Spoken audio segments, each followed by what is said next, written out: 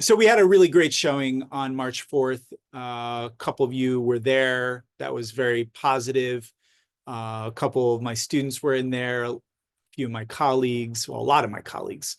And it really started off the conversation really well around the book. Just to give some background, um, I have been working on this book for about 7 years. A little bit longer if you take into consideration my dissertation, but the dissertation, there's really no pieces from the dissertation in the book. It's more about inspiration. So the book was based on the perceptions of tourism in Ghana, and it really kind of helped me better understand some of the pressing issues, the things that were challenges for the country. I looked at the education system. I looked at the issue of respect as it pertains to why people do or don't go into the industry. We looked at a lot of the um, structural issues, from an education perspective. I don't, well, all right. Well, I don't know who M is. Let me see here. Oh, kind of afraid to let this person in.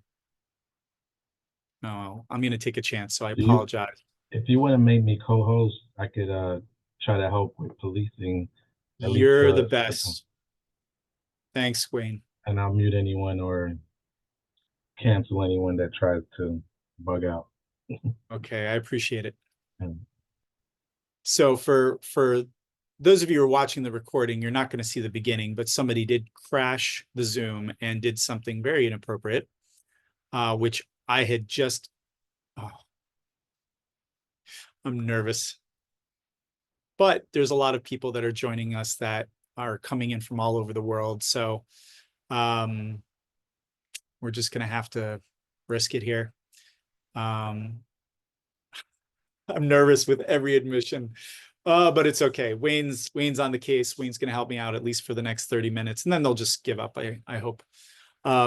So the book was written basically over 7 years. And when people have asked me, I said, the first 5 years were basically writing here and there when I had a tourism experience. It was not a dedicated writing regimen like I've had over the last couple of years, where basically every morning and evening I would spend 2 to 3 hours working on the book. In all, it ended up being 172,000 words, 21 chapters, some bigger than others. It is a larger book uh, by all standards. It weighs in at about 2 pounds. It's a big book. And I know that how much it weighs because in order to bring some back to the US, I had to maximize my luggage on the return. So it was a good process, but I did have to have my aunt remind me several times that it's okay to be done. Of course, now I've already taken a number of notes over the last month. Again, there was a lot of great conversation that took place at the initial launch in Ghana. I really enjoyed all of the conversations that we got into, but for this evening, the main focus that I have, and I'm going to just remind everybody that there is a what I call a taste of the book available for those of you that may not have downloaded it yet. Um, if you go to the main website, just put it right here, tourism, if I can spell it right. If you go to the Tourism is Gold website, right off the front page, you can download almost 50 pages of the book, which includes the table of contents, which I think is helpful for people. And I have it right in front of me, and I'm just going to cover a little bit of the material as an overview. And feel free to stop me at any time. Again, some of you are already in the session in March 4th. I'm trying not to duplicate a lot of the material.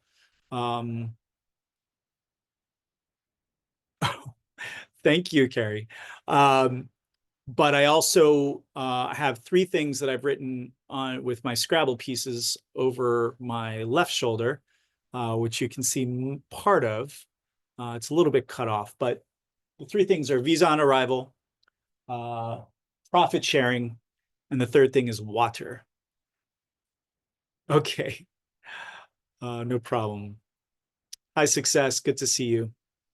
So, um, I'm just going to talk a little bit about actually, I'll share my screen so that everybody can follow along. There we go. All right. So, in this taste of the book, it's really an opportunity. It was really an opportunity to share the table of contents more than anything, kind of like the Amazon ability to look inside to see what what is in the book. And it's 500 pages. It's a B5, so it's a rather large book. And you have everything from the very basics. I really spent a lot of time working on the arc. So I started with uh, a lot of information about myself and my journey to writing the book, just to give perspective. Those of you that know me well, like Carrie's known me most of my life, at least my adult life.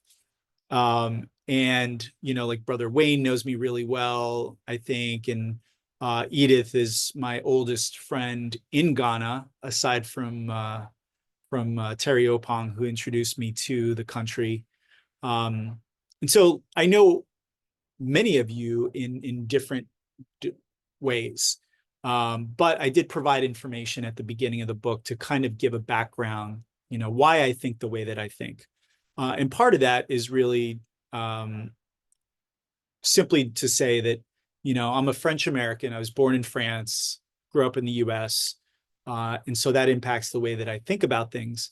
And then there's the exposure that I've had to Ghana over almost 10 years, 19 trips as of this past March.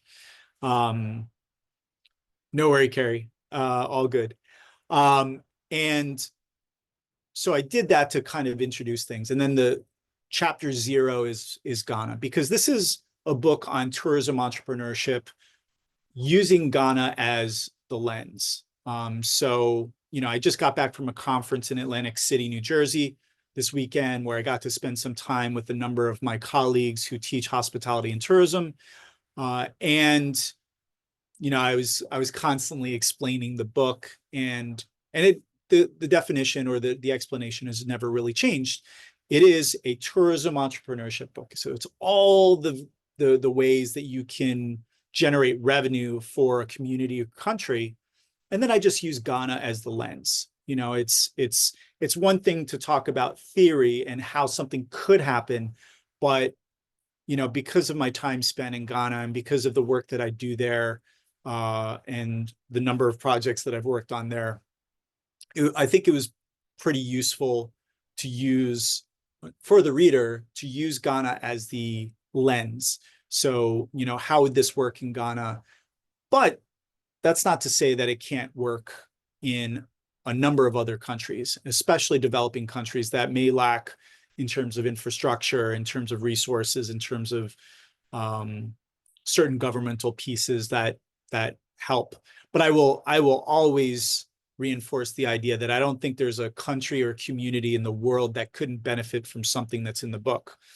Even in my backyard here in Rochester, New York, where I am right this moment, the destination marketing organization Visit Rochester only really focuses on certain populations. And so they have a gap. They have certain areas where they could expand. And so I think this book really can serve as either a textbook for, Dr. Boger has said this in his lovely foreword, that, from the very introductory level for tourism education, hospitality and tourism education, all the way up to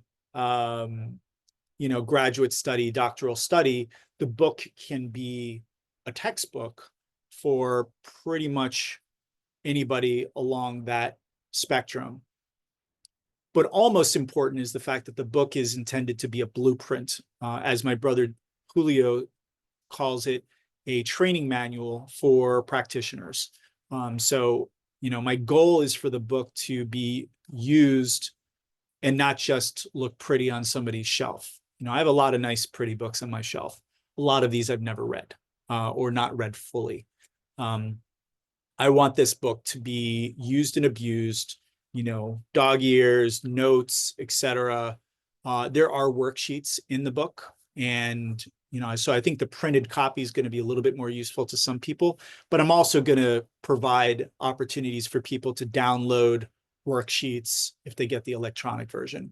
So that's a little bit of the vision. So you have the tourism industry, excuse me, leads into lodging. So again, this arc. So here, introduction, here's Ghana, uh, tourism, lodging, food and beverage. Food and beverage dovetails really well into nightlife. Um, then surprisingly went into museums, which I thought, which I didn't expect, but there's just a lot of elements within the museum environment that I think are really interesting. And it provides a lot of great examples that actually can be used all over the tourism sector. Then we get into guest choices, which I saw Caleb log in just a moment ago. In terms of customer service and the choices that people make. Part of this book is also introducing concepts that may not always be obvious to certain countries and communities. If you're in the business of trying to pull in people from the global north, and that's North America, Europe, Asia, not everywhere, but a lot of countries, Oceania in terms of New Zealand and Australia, countries that don't fall into the category of developing countries or emerging nations. If you're trying to get those tourism dollars, yen, et cetera, then what are the things that people are going to be looking for? And that's where pet friendly becomes an interesting topic, even kid friendly. There are, when I think about Ghana and my trip over the summer, there were not a ton of things that I could think of off the top of my head that were suitable for kids. And there are some places that could be and can be, but there's probably some development that could take place. So that leads obviously into the very specific laser focus of customer service. And I introduced this concept of the zones, which Priscilla and I think Caleb would really appreciate. And some of my students that are on here right now, they've already been exposed to this because it's part of their curriculum.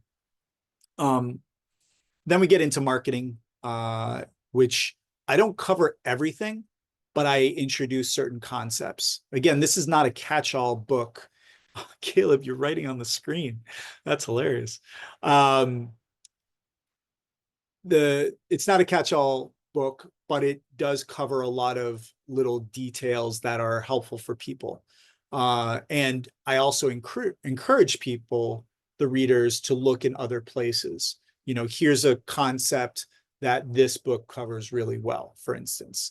Mary's iPhone, I hope. All right. I'm nervous. I got you. Stay focused. Okay, Wayne, I appreciate it. Yeah, it's a little PTSD from the pandemic when that used to happen so much. Oh, tips and gratuity. Depending on where you are in the world, gratuity, tipping is a way to subsidize the experience. We think of, Doreen operates a lovely daiquiri bar, owns and operates a daiquiri bar.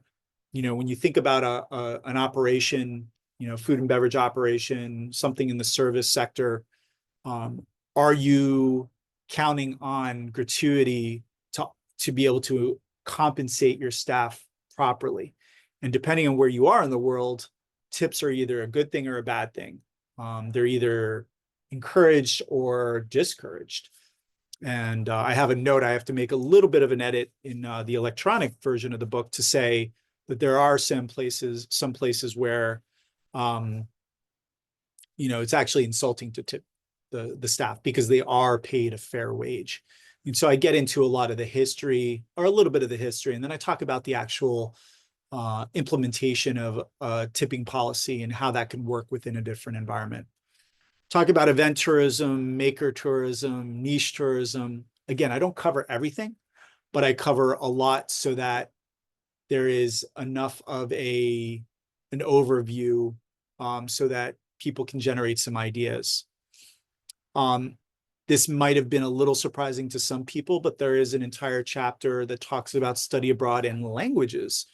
But I see them as tied because of how you construct a study abroad program and having students go to another country. If all they do is just swarm and travel in packs, they're not going to learn anything about the culture or language because they're just interacting with each other. And so from a language perspective, we have the worst, in my opinion, we have the worst language system in the world in the United States. And part of that is because we have some regular practices that just don't lead to somebody actually learning a second language. Um, there are exceptions, of course. My good friend LA, yay, Tenko's here. My good friend LA, her nieces started learning Spanish when they were little girls, and they're fluent now. My friends Marco and Bonnie, their kids have been learning, or a couple of the kids have been learning Mandarin since they were really small. They've always had a Spanish au pair. So these kids are trilingual and they almost have a little bit of Italian too, because dad's Italian. But these are exceptions. They're certainly not the rule. And so we lack that immersive um, system. And so I spend a little bit of time on that because from a tourism perspective, we can create experiences that are more immersive. And part of that is changing where the focus is for the study abroad. Instead of hiring a company, and I do have former students that work for some of these companies, but instead of hiring a company that's based in North America, for instance, Canada, US, making the bulk of the experience, let it be organized by somebody in the country itself where you're going versus US or Canada. More money is going to go into the country, which is good for the multiplier effect. But two, you can probably call for a more immersive experience instead of just approaching it with a formula of, we just get people into the country, we outsource some stuff and we hope that it works out okay. Anyway, so there's a whole chapter about that. We are actually going to talk a little bit about dollars and cents in terms of profit sharing in a moment. Thanks, Wayne.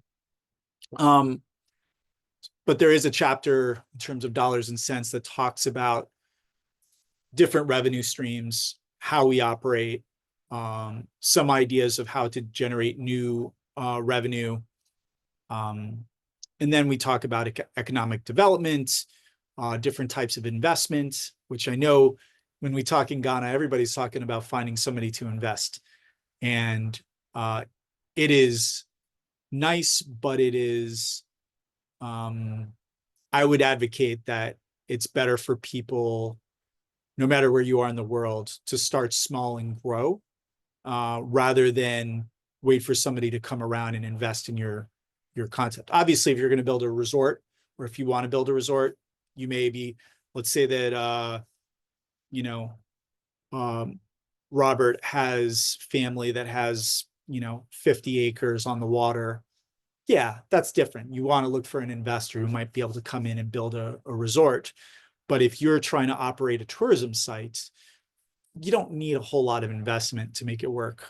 Hey, Dr. Boger, good to see you. Hopefully you can hear us. And so this idea of economic development, there's a lot of opportunity that we have yet to really scratch the surface on. Equipment and supplies, I talk about, the different things that you can invest in. And this is universal. I mean, I see it right down the street in Rochester, New York. You still have restaurants that are buying supplies retail and then, reselling things. I mean, we talk about eggs a lot in North America right now, especially in the US, and the price of eggs. If you're paying retail price for eggs and then working that into your profit, mechanism, it's not going to work out real well. And so in the equipment and supplies, I talk about buying in bulk. I'm talking about streamlining your operations. I also talk about sustainability, which I could write an entire book on sustainability. Dr. Boger could have as well. But again, this book is to introduce certain concepts. It's not to be all encompassing. Skill development, which is a lot of fun to write about. I basically approach it from two different perspectives. One is traditional formal education, how people may grow and learn through the grades, depending on how it's set up in your country, and how that leads to enough knowledge to be able to operate a business, perhaps within the tourism sector.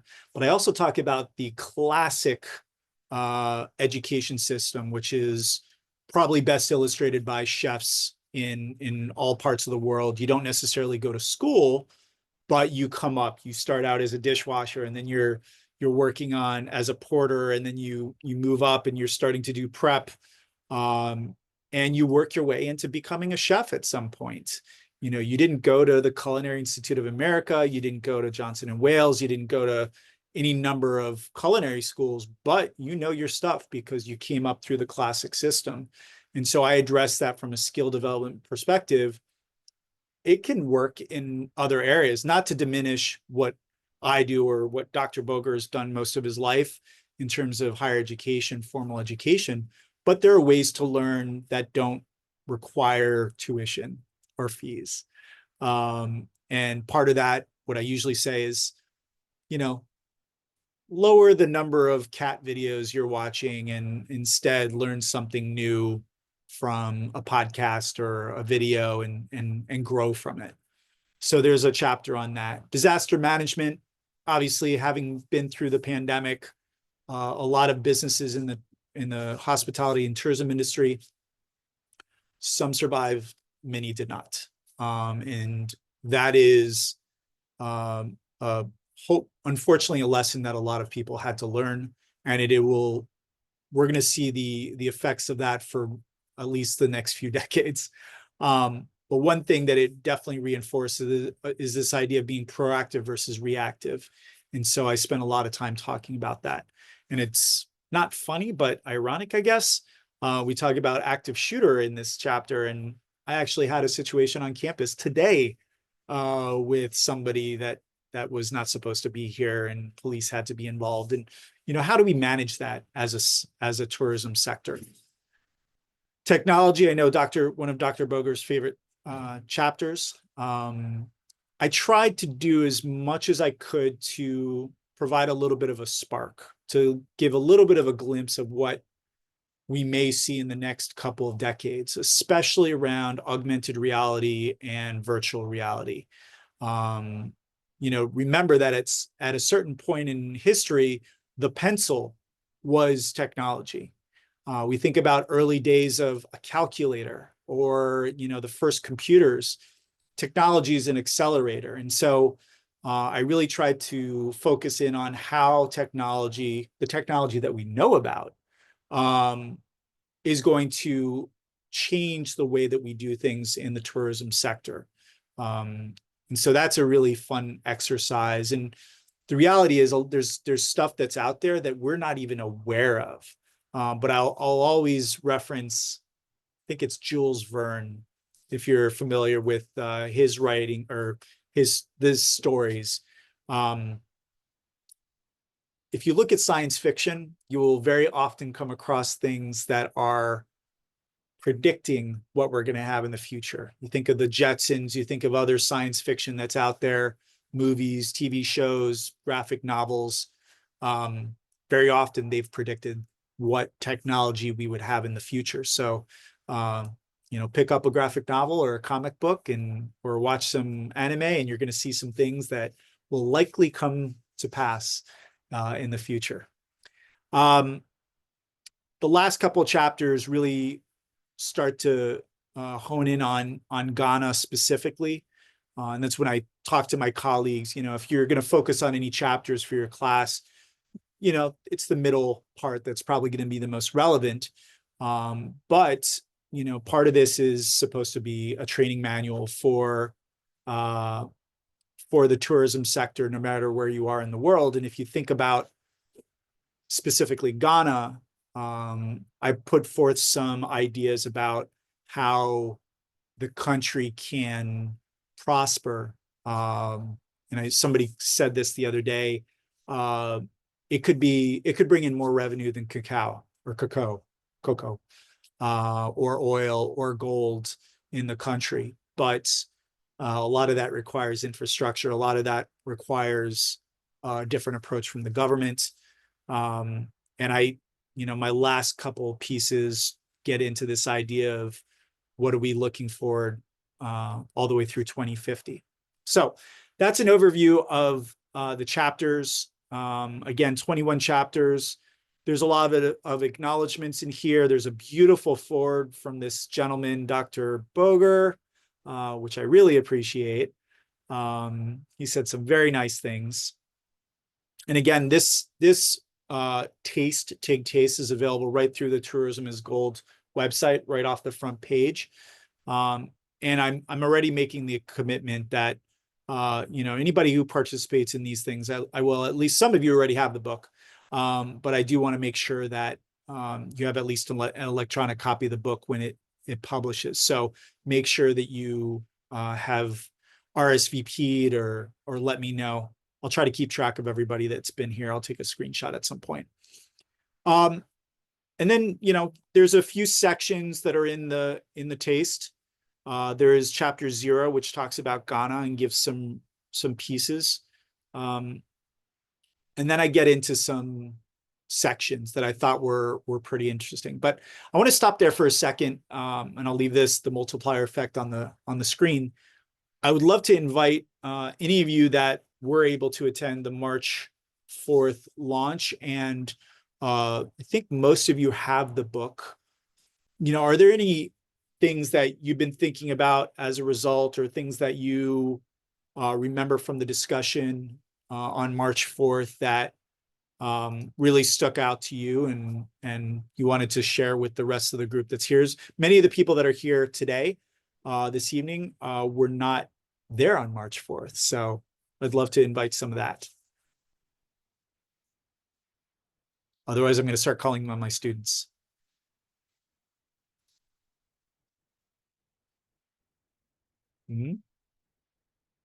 Portia, Doreen, Tanko. Well, Success, you weren't there. Yeah. I can keep talking, but I don't want to keep talking.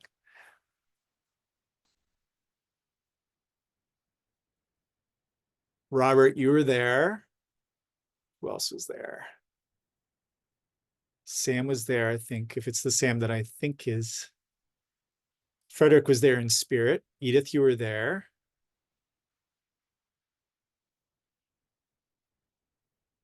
All right. Well, how about I flip this? Dr. Boger, I'm going to put you on the spot. When we had our conversation with your colleagues the other day, do you recall any of the things that stood out a little bit more to them that they were interested in?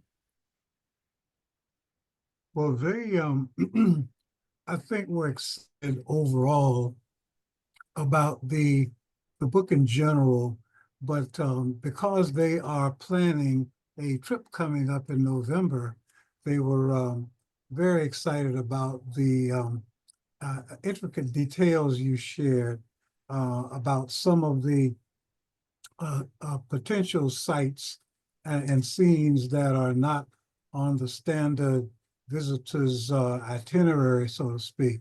They were really was struck by your illustration of the ant hill and some of those kinds of things that you don't normally hear about. They were so. I think your whole presentation will help them have a more realistic, authentic experience when they go.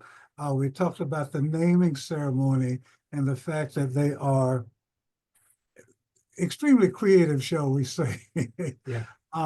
It's a compelling feature of the experience to anywhere on the African continent for people from the diaspora because there is that desire to connect with the motherland, so to speak. And, it really is an experience that a lot of people want to have.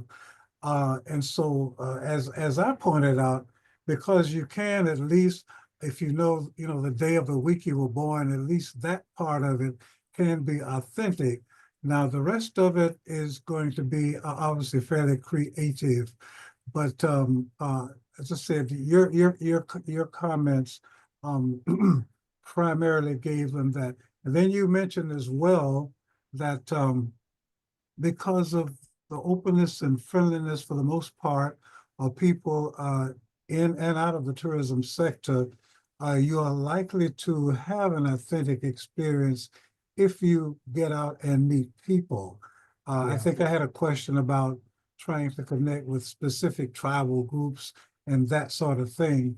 And your recommendation was just to simply interact with people, and you will automatically pick up some of the a lot of the authenticity of the people and of the culture. Yeah. That's I'll just leave it there for the time being. I mean, I'm like, with college professors, it takes 15 minutes just to draw breath. So you don't, you don't want to turn us loose to talk. No, that was really helpful. And actually, I'm gonna build off of what you just shared, because I think that would be useful for those that are here.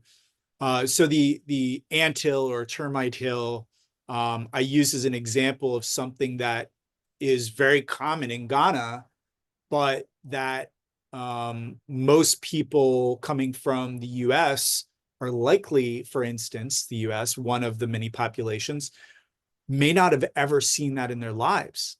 And I remember seeing my first anthill, even though they're termites. And I was really impressed. And I would love to see a more thorough tour developed around just that, and understanding, how they're built. And, obviously not everybody's going to be interested in that, but there are plenty of niche groups that are very interested in things that are off the beaten path. And you referenced this a little bit, and I'm gonna repeat. And those of you that were there on March 4th will remember this. I talked about the thank you, Favor. I talked about the Chat GPT nature of our tours in Ghana. You could ask Chat GPT to create a tour of Ghana, and it would be the same list that is used very often by most tour operators. And it's not a bad thing. It's a great thing for your first trip to Ghana, but I'm always trying to lead people to come back again and again. And that's where you can do some more interesting or more off the beaten path trips to do things that are a little bit different, to go into different areas, different regions, see different things. Tanita, did you want to say something? I saw you show up. I just was, thinking about the niche part when you mentioned termite hills. It made me laugh because I was thinking about. It took me all the way back to the Animal Kingdom, where they show these, like you said, big termite hills. And I don't think people actually believe that's what they really look like in Africa. But of course, Disney did a lot of homework before they actually been to South Africa to gate time. Tanita, your It made me think about sound that, but is also made me think about my desire when I first went to Africa in '98 in South Africa, as a choreographer, like you said, niche. And then when I came to Ghana, it was like, I'm going to get some dance if it's the last thing that I do.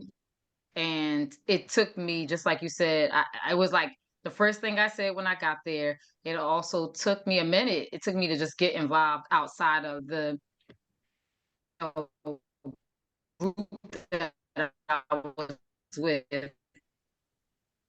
I'm not a group person. I just kind of like Tanita, your sound is a little bit off. If you turn off your video, I think you'll come through a little bit clearer. Tourism can be period, but in Ghana, let alone. Thank you, Tanita.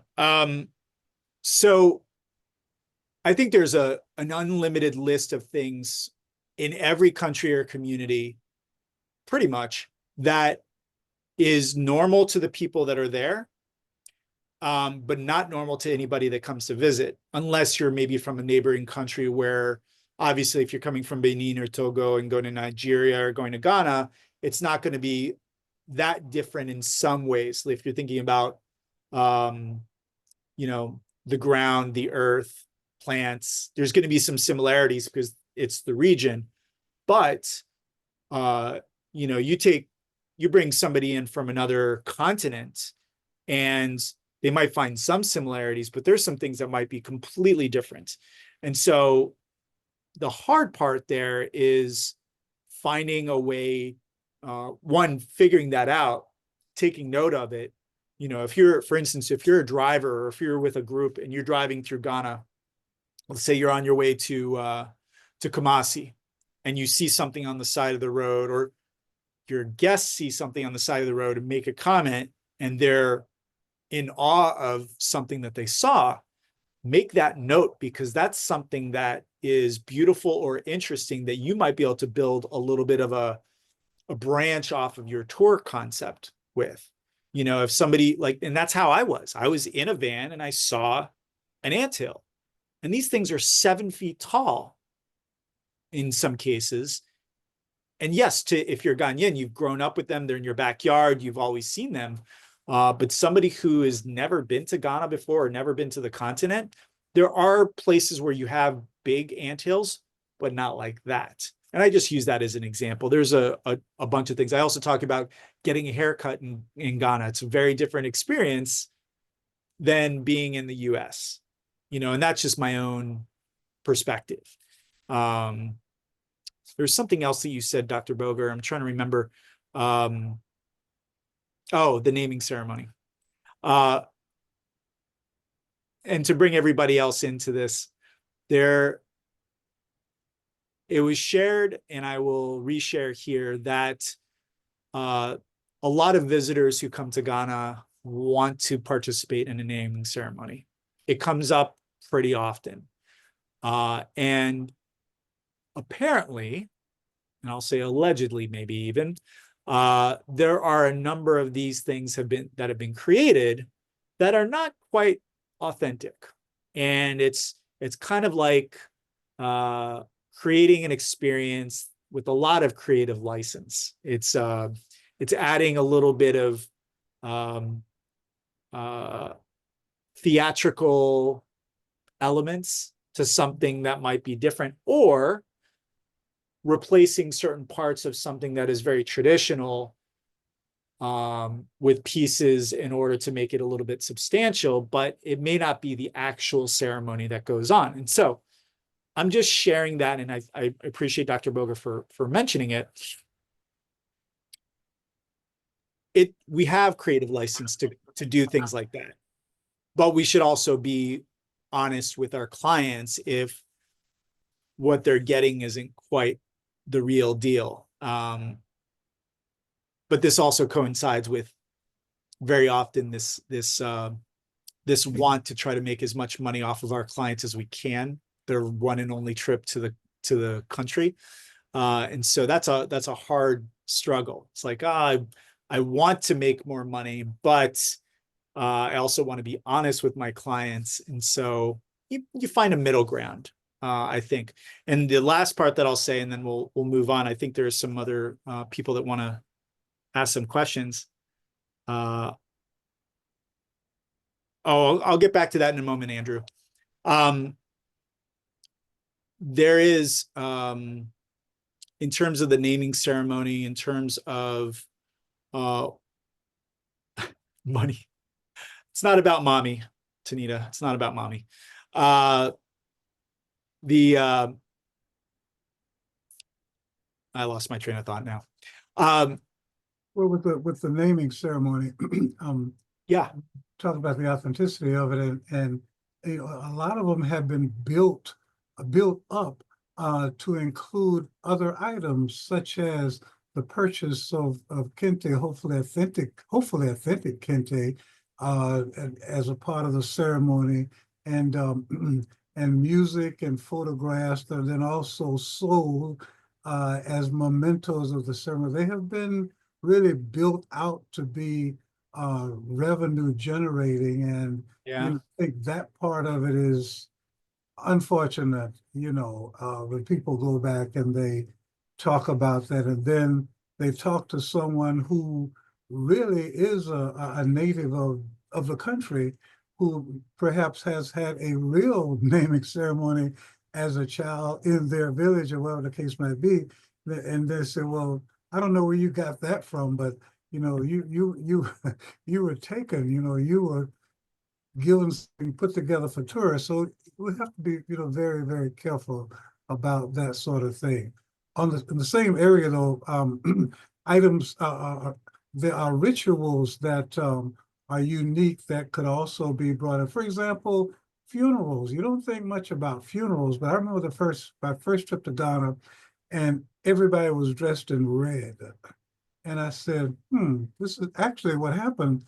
I had a beautiful red necktie I was going to wear that day to a meeting.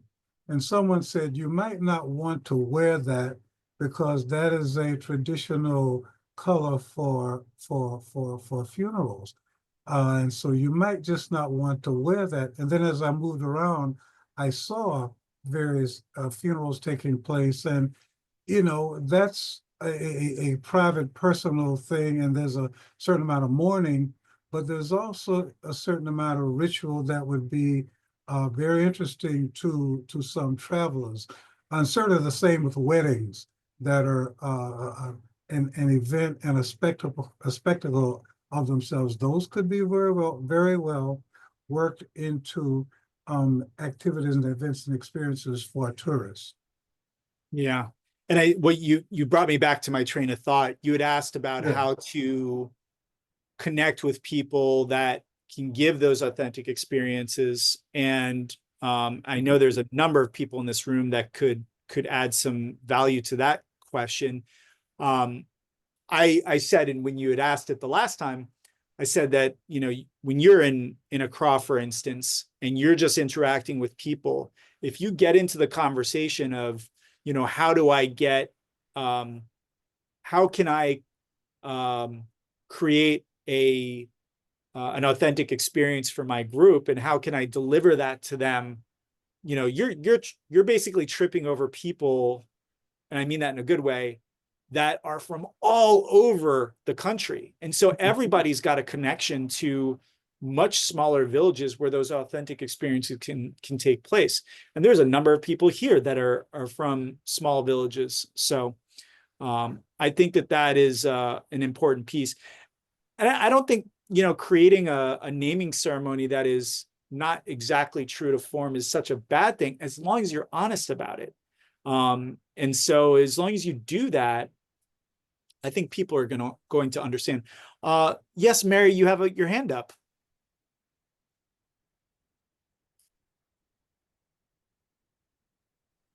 Hello.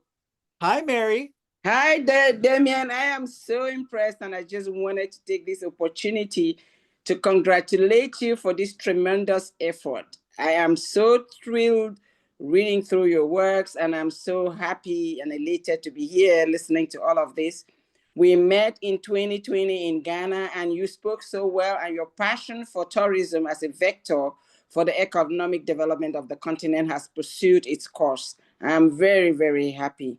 So listening to you, I'm also really curious, and I really wanted to know how you wrap in our activities, which is fashion, which is one of your passions, and textiles, towards one of the major avenues towards which, if we pursue development for the continent, we will be able to really attract much more revenue and businesses, especially that there are so many talents locked into this sector within the continent, and so many creatives are idling. And if we could be able to find some resources to spur those initiatives, I see a lot of activity going on in that sector, and I'm just wondering, what are you doing about this, and how can we work more to coerce these initiatives so that we are really on the issues and we're making the money for the youth at the levels that they have to do that, also incorporating AI.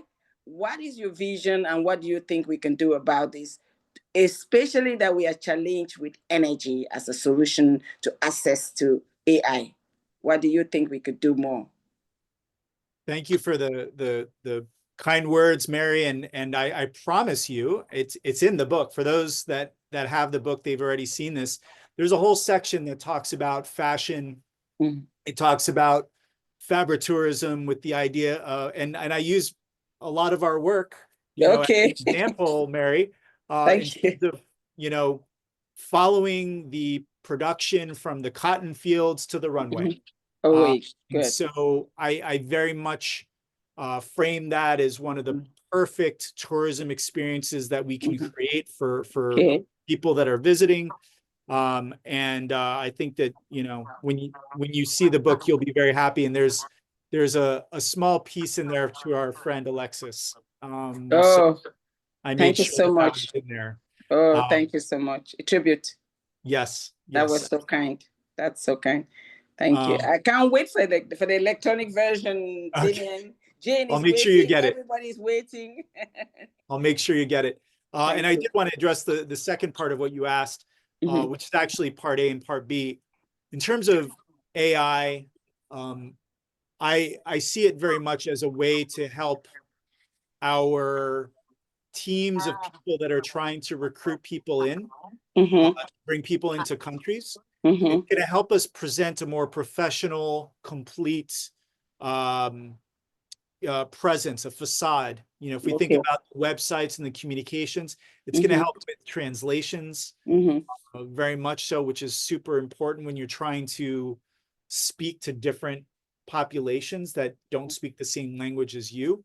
So I think AI is going to be really important. But the part about energy is really important because I just met a CEO of a software company who's created simulations to help young people better understand how to operate in different types of hospitality and tourism businesses.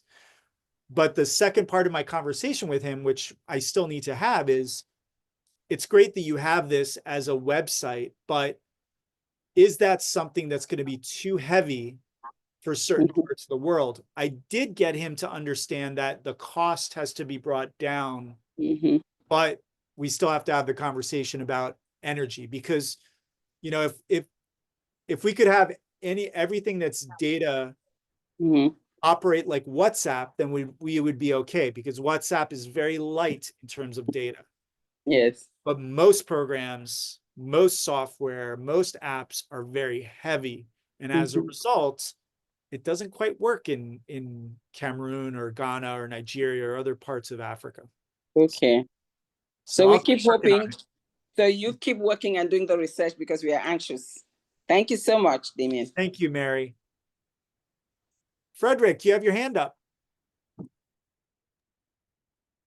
Yes, Prof. How are you? I want to say I'm fine. And you? Very good, thanks. Congratulations once again for the launch of this book. Though I was not there in person in Accra, but I was there in spirit with you, and I'm so privileged. This book, and I'm going to enjoy the book, and you get my feedback soon. I want to make a contribution towards the naming ceremony that came up. Indeed, it is something that is going on currently in Ghana, where many diasporans, especially, you see a lot of African Americans all want to have their names based down in Ghana. Indeed, but the issue is this: if you book your tour through an authentic tour operator, they're able to organize with local elders, the chief and his team, and how we do our naming ceremony in Ghana. Our traditional way of doing it is based down to you. And they have all the measures put in place, all the accords, every process that one has to go through. When naming ceremony is based down is what they go through. But if you do not book your tour through an authentic tour operator, that is where some people will just take some money from some people and will just organize two or three people, and they'll just say that they are going to organize a naming ceremony for you. And before you realize, nothing better will be done for you. Yeah. And that is one of the challenges that is happening too. But those who go through the normal process of using recognized and authentic tour operators, indeed, those they are able to have a good naming ceremony be conferred on them. And I can testify where many diasporans whom I have conducted tour for them are happy anytime they come because they go through, they use the right channel. And for that matter, they go home being happy with their names and the certificate being given to them as we did it over here, even with their names, everything on it. And they are so happy and they appreciate it so much. And not only just the naming ceremony, but the culture, dance, and everything associated with it is being attached to it. And at the end, those tour group feels that their money or their experience is worth it. Yeah. They return home with inner satisfaction. That's great, Frederick. I really appreciate you making that point. And it also ensures, and you kind of said this, but it also ensures that the money is being generated and multiplied within the community, and so that is much better than giving some, Canadian tour operator money to set up a naming ceremony. You want to make sure that is authentic because people will find out at some point. It's kind of the old joke of somebody getting a tattoo with some Chinese symbols on their arm and they think it's really cool and they were told that it said wisdom and then they find out it's like it's a dish at the Chinese restaurant. It's not something real, and so, you come back, people talk about their experiences. People come back, if they come across somebody else that went to Ghana, they compare notes. And if the notes don't match up, and if they had one experience and they're like, oh, I had a naming ceremony too, and they describe it, they're like, that's not a naming ceremony. That's where people are going to be disgruntled and they're going to be mad in some cases, and that's going to lead to less people coming to the country. And I that's what I really want to make sure we are all aware of when it comes to, whether it's Ghana or another place. It could be Cameroon, it could be Nigeria, it could be Benin, it could be Togo, it could be, Guyana, it could be anywhere in the world. We want people to leave a place and say good things about their experience, because that is good PR that's going to generate more people going to that place in the future. If they have a bad experience, they're going to tell everybody who will listen, and that might lead them to go somewhere else. And that is not what we want. We want people to go more than once, if at all possible. So, Frederick, I think you said that really, really well. Oh, Ivy, very interesting. Yes, let's connect at some point. Would love to. So I want to just touch on a couple of other things, and feel free to interrupt me at any time. And obviously, some of you have to come and go. I get it. We're doing this for 2 hours, and I did that so that people could come in. I know some people have meetings and are coming out of other things, or they're traveling, like my brother Wayne. But I did want to talk about one important issue, three important issues, but I'm going to start with the first one. And that is the issue of visa on arrival. And I'm actually working with an attendee this evening on this very issue. I have gone through visa on arrival for my wife previously when it was first introduced. And I see this as a very important issue for the tourism sector in Ghana. And it's very basic. Tourism, visa on arrival is intended to make the process of somebody coming to the country easier. That's the premise. And for those of you that are not familiar, for those of you that are not from Ghana, perhaps, the immigration government, they set up a visa on arrival process. It's described on the immigration website, and it's described as being an easy process, but there is no method of actually doing it on the website. And this is the heart of the issue, which is it is created, designed to require an intermediary. It requires that you go through somebody to get that visa on arrival, which defeats the whole purpose. It's supposed to be $150, but when I did it, it was $200 because the $50 had to be paid to grease the wheels, to pay for somebody to coordinate it. That defeats the whole purpose. And this is just a great example of the friction that exists for people trying to visit Ghana. I think there are pieces of the visa process that are actually really good for Ghana. You can get a multi-visit visa through New York City. Don't go through DC. That is my opinion. That is my advice. If you get a multi-visit visa, it's not very expensive. It is cumbersome, the application process, but the visa itself is very good. But the visa on arrival process is basically built to be difficult. It's built to require some other person to make it work. And that doesn't really help the overall goal of getting people into the country. So at the lowest, it's going to cost you $200, which is $50 to pay the intermediary. But I've heard quotes as much as $350 for something that's supposed to cost $150. So this is an issue. And I put it as one of the top 3 things that I wanted to talk about, because it really is kind of that perfect example of something that, if just adjusted a little bit, would work a lot better. And to add a little other piece, on the website for the description of visa on arrival, it actually points to an intermediary. It lists them in the text. And then when you email the person, the email bounces back because maybe they don't exist anymore. And so there's a number of issues that exist here. If we want people to visit the country, we have to remove the friction. We have to make it less difficult. When I've brought this up, people have said, it's not that difficult. But the reality is they've never gone through it themselves. I've had people throw their hands up in the air because of how challenging it's been. There are certain things that are required that just don't make sense. As long as security is ensured, if there's a process, pieces that are put in there to ensure security, that should be basically the minimum.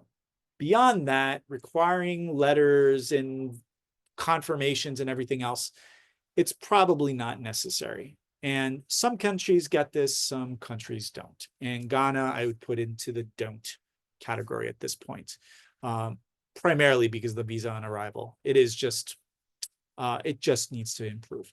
And I'm not going to put anybody on the spot that's here. I know that there's a number of people here who have had their own stories about the visa process.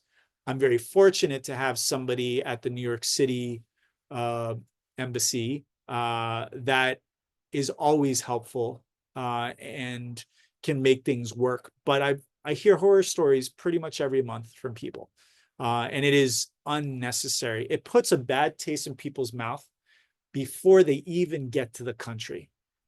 It's unnecessary. So I know Dr. Boger has a very large group, that he's part of a very large group that's going there in November, and I wish him the best of luck. And if he goes to the New York City, or if they go through the New York City location, at least I can help and track it a little bit.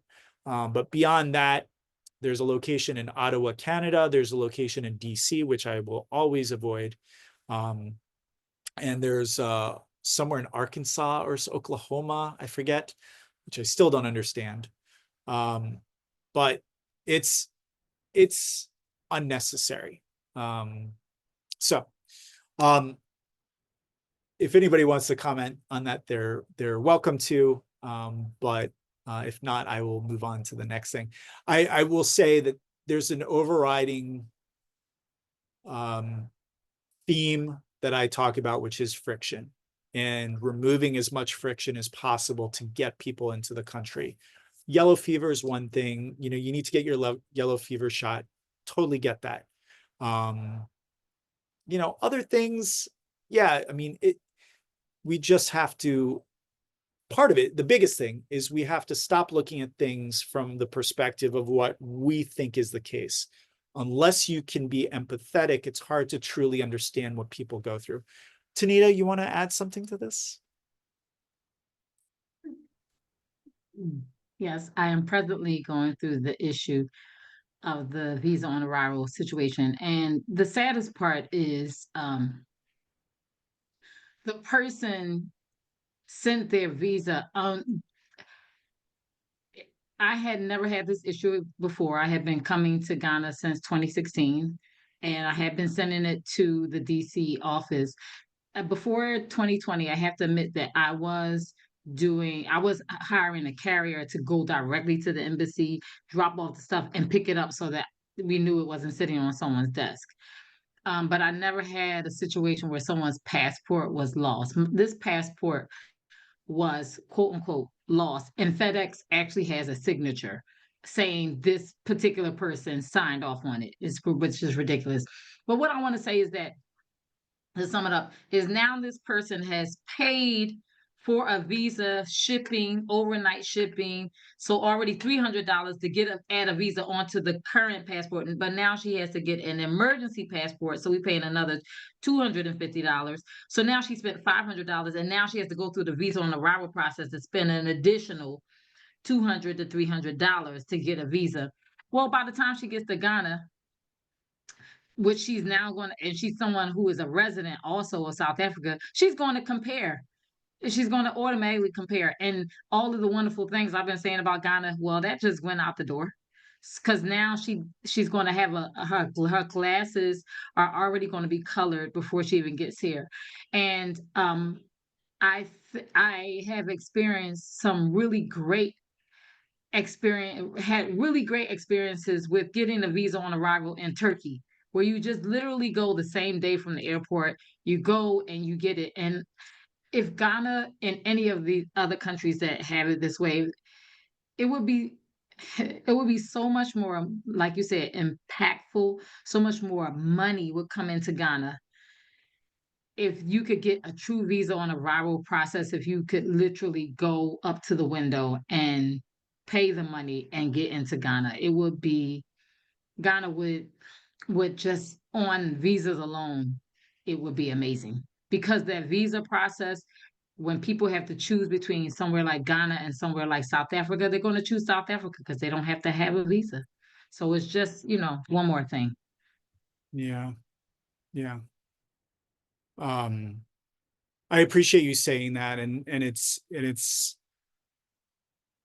unfortunately, there are some bad actors that don't realize the damage that they're doing to the country by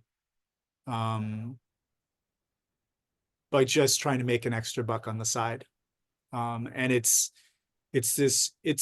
always going to happen. I mean, it's not like it's just Ghana that does this. I mean, people all over the world, you go and try to buy a shiny little Eiffel Tower next to the Eiffel Tower, and people are going to take advantage of you because they got you.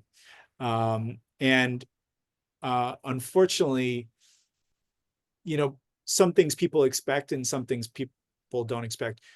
I would dare say that people do not expect an embassy to hold a passport hostage that has been signed for. But as I shared with you earlier today, it is 100% something that I've experienced before. One of our brothers had to go in there and flash his credentials to get 2 passports from them that they were just trying to get a bribe for.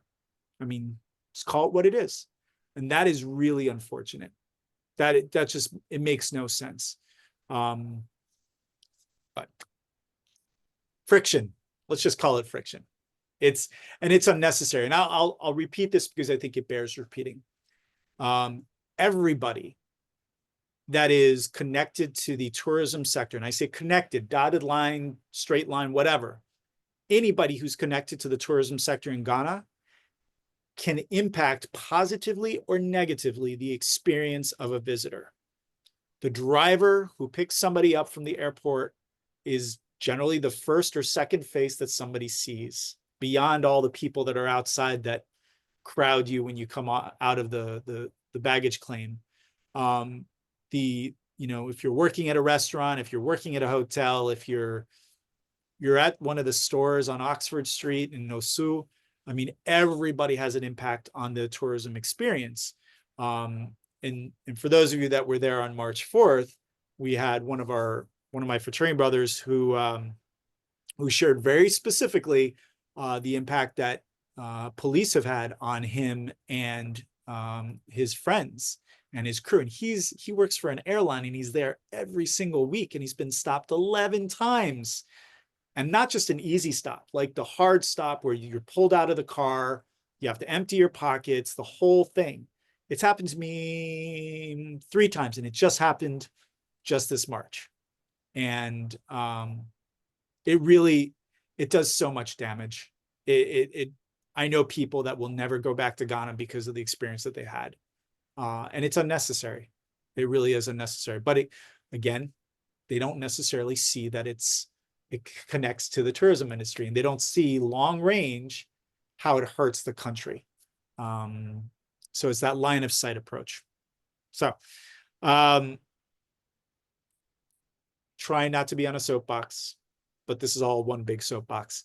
I will share the second piece, which is profit sharing. And this is something that's been a topic. And it's funny that my good friend Emmanuel just joined the call, because this has been something that was posted in one of our chats recently. And this is in a couple places in the book, but the way that the multiplier effect works, and again, it's different depending on where you are in the world, but when we operate tourism sites, it's really important to make sure that profit sharing, in terms of the revenue, where all the pieces go, that it is spread around appropriately. And again, appropriately is going to be different everywhere. I actually just wrote up an assignment for some of my students, the project. And part of the project is to create a budget, which for a specific tourism site, let's call it a waterfall, let's call it an anthill, what have you, that the revenue that's generated from that tourism site, that it very specifically is spread around to different things. It's spread, a little bit goes to the staff that's going to work the site. A little bit goes into marketing, which is going to market the site. A little bit's going to go into the maintenance and the taking care of the grounds at the site. A little bit's going to go to the community, to go to the local, perhaps the local chief and the local community, to contribute to education and sanitation and infrastructure. A little bit might go to the government in terms of their help in promoting and training the staff or the site. So how funds are dispersed that come in for a particular site, that is an important topic. And that is what I was referencing recently. This came up related to a site in Ghana. And I know historically this has been an issue at the castles at Elmina and Cape Coast specifically. And it is going to continue to be a topic that is discussed, whether it's the Jamestown Lighthouse, whether it is the Tafiatumi Monkey Sanctuary. Whenever there's a site and money's being generated, people are going to ask where the money's going. And I would just advocate, not that I want to get into a big discussion, but be transparent, be clear, and take care of your community.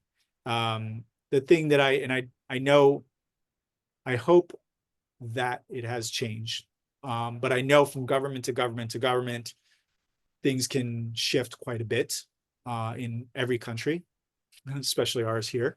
Hello. But in Ghana, my understanding is that there was a time where there was a really nice distribution of the monies that came into Elmina and Cape Coast, in terms of money going into the community, taking care of the people where this castle lives. A little bit to GTA, a little bit to here, a little bit to there, you know, a little bit of money to maintain the place, which is super important. We talk about maintenance culture for Ghana. There are some challenges.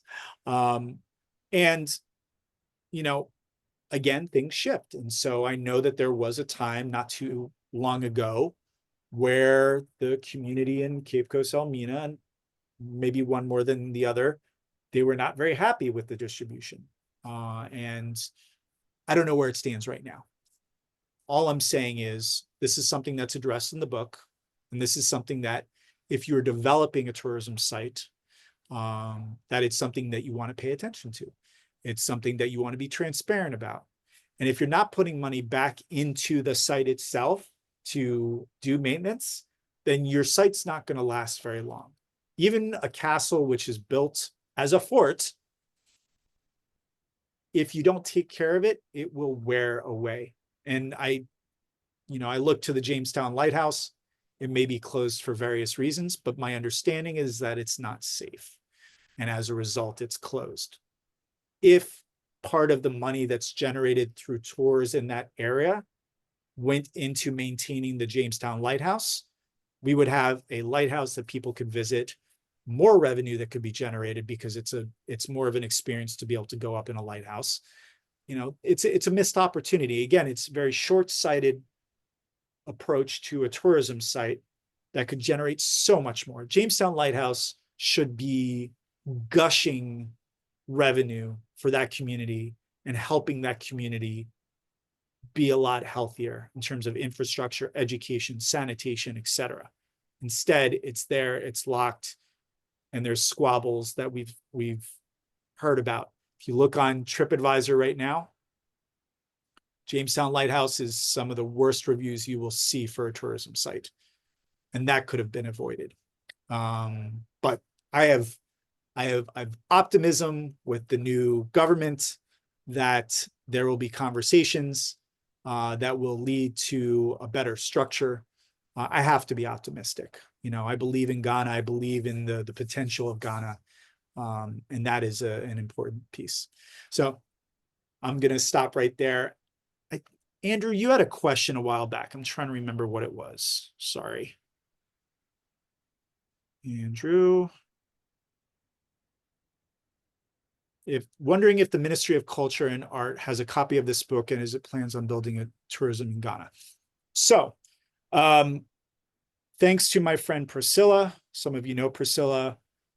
She has been helping me distribute copies of the book to different members of government. The CEOs of GTA and GTDC, the minister, a couple of ministers, deputies, even Emmanuel's supposed to get a book. There are books that are being distributed, and the goal is that this leads to conversation. Thank you, Mary. So to answer that question, here, it's like I just made it happen. Priscilla just came into the room. So that was to answer your question, Andrew. I hope that helps. Some more of the environment. Yeah. Justine, that's a really big point, and I'm glad that you brought it up. And I was gentle in certain parts of the book, and I think I probably under-addressed this issue. The sheer amount of trash that you see throughout Accra and at certain sites is overwhelming at times. The amount of rubbish that has gone into the ocean and it washes upon the beaches, it really robs certain communities of some potential and just the ability for people to be able to go into the water, local or visitor. But it's, unfortunately, it's part of the culture where even very, very young, I remember distinctly a a little boy who could barely walk at the street academy behind Jamestown, behind Arts Center. I saw him take a sachet, the bag of water for those of you that aren't familiar, and it was empty, and he just threw the bag out the window of the school. And that's normal. And it's unfortunate because, when it adds up, and I applaud those people that have been really creative and entrepreneurial about taking rubbish and turning it into something else. But you go up to Tafiatome Monkey Sanctuary, which is pretty far up, a couple hours up, and you're still walking past trash. And this is a village, multiple villages surrounding the monkey sanctuary. There's no reason why there should be trash. I mean, it's not a ton of space that needs to be kept clean. And so, I would really be interested in some of you that are on this call to see what you think could be changed to make that better and to change that part of the culture.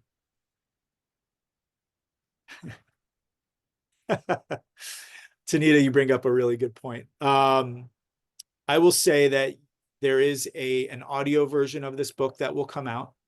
That is going to be after I get the digital version out. And I hope that will help people consume. It is a very big book. I recognize that. I'll probably do it chapter by chapter. And I'm starting to do podcasts that will cover some of the material. And so I am going to make it in smaller bites for people. And I hope that will be more useful. So I think that's a really good point. Let's see. Awesome. Go ahead, Tanita. I did want to say something about the issue with the trash, because it is certainly not just Ghana. In fact, I might even say that Ghana is one of it's cleaner in some aspects than some other places I've been, and that's hard to say. But and I'm going to shout out, Senegal is another one of my homes, but it made me think about we had a problem in the US back in the 80s, early 80s. And I remember I was a little girl, and I remember throwing trash, like you said, cans, throwing trash, throwing your wrapper down wasn't, it was considered like, you just tossed it. And I remember a huge movement. This had to be during, I'm going to say this probably was the Carter era. There was a huge movement, a don't litter movement. And I don't think anybody really believed it was going to work. But it worked in the US because, people got fined. It wasn't necessarily the fines, but I think what was the plus was actually just putting trash cans everywhere. It was like, you had when there was a trash can around, you could actually throw something away. So I know on my tours and things like that, whenever I'm out, that's one of the things that I encourage is always having, bags to collect trash and things like that. I always ask and challenge the places where we stay, the guest houses, those like that. Like, you need more trash cans. That's one of the things that I put on my reviews too. You need more trash cans. You need more trash cans. You need more trash cans. But it's definitely going to take a bigger movement, a movement of some sorts. Maybe, it has to be a private movement, but if we can't get the government to, oblige, but there should be some type of movement in Ghana and the other spaces, but in particular, we talking about Ghana to clear up the litter. And I know it's bigger than that because there's so many other aspects of it. You're talking about the clothing industry, the dumping, all the stuff that happens, but I just wanted to speak to that. I appreciate that. And I do want to give a shout out to Portia, who gave an update saying that the Tafiatome is actually now cleaner or clean. So I will attempt to put my eyes on it the next trip that I take to Ghana. But it is something, and I think for me it's pretty simple in some ways. Jamestown is one thing. The streets of Osu is something different. But when you have a controlled environment, whether it's the castles or botanical gardens or Tafiatome or what have you, if you have a site that is bringing in visitors, domestic or otherwise, then it's in your best interest to keep it clean. And so part of that is looking at the revenue and putting money into maintenance and putting money into sanitation. Because you don't want that to be part of the narrative. You don't want that to be part of the story when people are posting their reviews and saying, oh, it was great to see the monkeys, but the place is dirty. Or it was great to see the castle, but there's rubbish everywhere. You don't want it to be a but. You want it to just be the place is beautiful. I had a great experience. The people were nice. The tour guide, that tour guide, Frederick, was amazing. You want that to be the story. You don't want, and these are what we call moments of truth. These are the little things that add up to being bigger things, and they leave impressions on people. So certainly, I hope we go in that direction, and I appreciate your contribution, Tanita. Emmanuel, your hand is up, and I would love to hear from you. Yes, good evening, afternoon, morning, depending on where we are all enjoying this beautiful time from. First of all, let me use this opportunity to thank you, Prof. I think over the years, I've had a privilege of working with you closely. We've been to schools, we've been to different places, we've been involved in a lot of things, and your passion for Ghana keeps going up, and I'm excited that you've eventually written a book. I'm yet to actually, Priscilla has informed me that you've given a copy, my copy to her. So I was then away, I just got back. So I'll be probably meeting her tomorrow, and then I can go through and probably share my thoughts with you on what I think about the book. But I think you made an important point.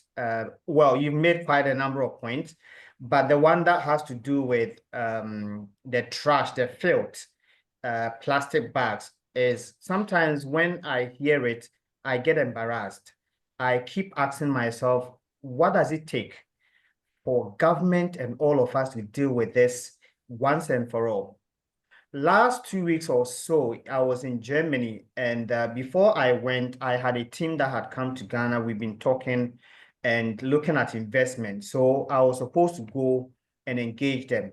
Just when I got to the airport, Berlin airport, and I got a message from the gentleman who was supposed to lead me.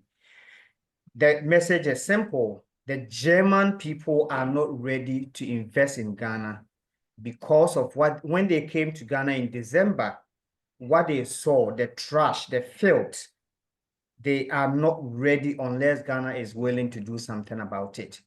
So we have people that have money who want to invest, but they want to look at certain things. And now environment is a big issue.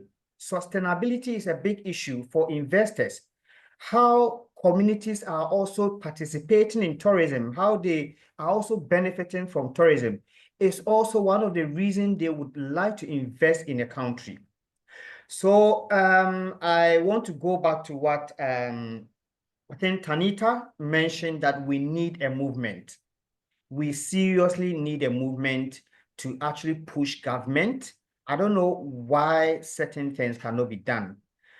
We all need to come together and do this. Ghana is one of the places that, for me, and that is the reason I got into tourism, because I saw that tourism can solve all our problems in Ghana if we do it and do it well. It's a low-hanging fruit, but we are not paying attention. So I want to thank you and everybody else who is here, because in Ghana it's almost getting to 10, and I can see a lot of Ghanaians. Some are here, some are outside, who have joined because they are all passionate about tourism development in Ghana. And Ghana has the potential. And I keep saying, anywhere I go, that I get opportunity, I tell them that if there's any single country in the world that thinks they have more in terms of tourism potential than Ghana, they should let me know. And I think there is no country in the world that has tourism potential more than in Ghana. If you take attitude, if you take our way of even welcoming people, that alone, and the intangible assets that we have, those alone can even attract people. Why is it that we can't fix our roads? We can't fix the field. We can't fix our infrastructure. We can't get certain things right. So again, we need a serious movement, and we are calling all of us to come together so that we can let the authorities know that, look, what we are doing, we are not helping the country. We are not helping the country, and we can do it, and we must work together. So once again, thank you so much, Prof, for putting this book together. I'll have a look at it and then also start talking about some of the issues that I see in it. So thank you once again. Thanks, Emmanuel. And I think that, you know, you're to put an exclamation mark on it. Just that little snippet of, you know, the German people that you worked with, they wanted to invest, but the trash was the barrier. I mean, that if that doesn't send a signal to people, then I don't know what will. And you know, it's come up recently in other conversations why, you know, we've been working with the Germans for how many years now? We've been attending the conference there. We've been sending delegations. We've been sending our people there. But where's the return? And so I know obviously it's much more complicated than that. But when you provide that little tidbit about investment, that is huge. Yeah. And we know, I mean, Ghana, I 100% agree. I don't think there's another country in the world, and again, I haven't been to every country, but of the countries that I know, Ghana has the most potential. We've only scratched the surface of what could be accomplished from a tourism perspective. So, yeah, I appreciate it, Emmanuel. Thank you, Prof. Yeah, and there is a good transition here. You know, the last thing on my list was water, and I think this relates very closely to this conversation about sanitation. You know, the rubbish that's on the ground that's just thrown out the window, that's thrown out the cars, and you know, that rubbish gets into the water. You know, the excess clothing that's dumped into the country every week, that ends up in the water. And thank you to you know, groups like you know, why am I forgetting? The foundation. Oh, the name is escaping me. Anyway, the Orr Foundation. Thank you to the Orr Foundation, who's working really hard to clean up the waters, and other groups that have made a commitment to doing this. But water is so pivotal, whether it's in a lodging environment, whether it is the ability to wash your hands at different, you know, outdoor spaces, as a recreational option. You know, water is so incredibly important, and so we really need to spend more time, you know, using or managing that water in a positive way, and we're just not there, unfortunately. Tenko, you have a comment, and then Doreen.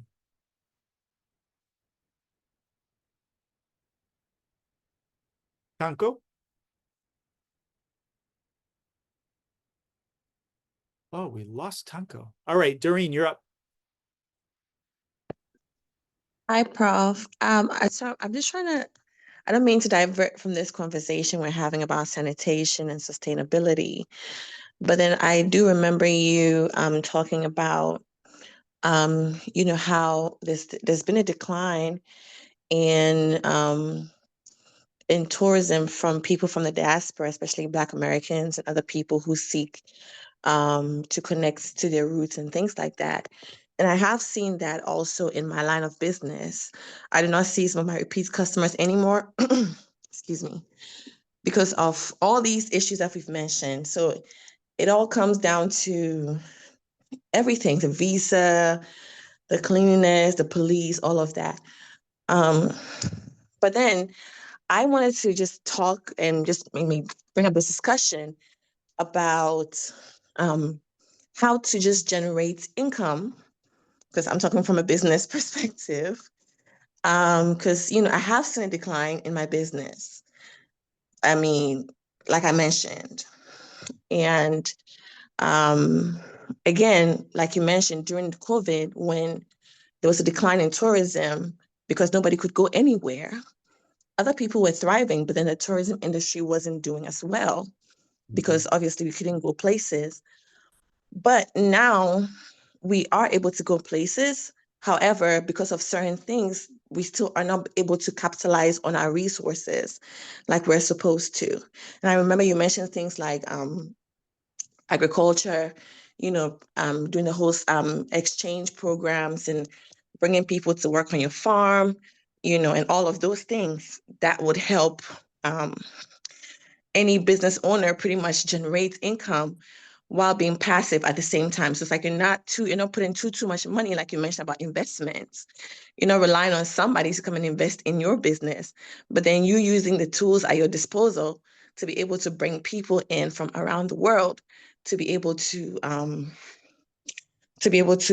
work for you or work with you to generate income for you, and at the same time for them to enjoy the tourism in your country. I would just like you to expand on that a little bit more. Sure. Because I was really, really interested in that topic. I loved it. So please, thank you. Absolutely. Thanks for the question, Doreen. Let me cover two things. So one, Doreen operates two tourism businesses, a food and beverage outlet and a lodging environment. Okay. So on that angle, and this is not necessarily in the book, but I'll speak on it here. There's value in overlapping populations, meaning, if you have a lodging environment, you should be promoting your food and beverage environment. If you have your food and beverage outlet, you should be promoting your lodging. That's semi-obvious. But the other part of that is, what are the other revenue streams that you can offer your guests and clients, your customers, that may not be so obvious? For instance, my wife and I were at a restaurant the other day. Time goes back. We were at a restaurant the other day, and when I went to pick up our food from the counter, I noticed a sign, and it said, "Join us for a trip to Belgium." And it's a brewery. And so they knew that they had a customer base that likes beer. And so they've organized a trip to go to Belgium and to explore the beers in Belgium. It's something like $4,000 for a week. That's good money. And so they're finding a new revenue stream based on their current population that is creative. And so and this is in the same category or the same conversation, if you will, of, selling swag, t-shirts, hats, beer, things that are associated with your business. So you run a very nice daiquiri bar. Are you selling glassware?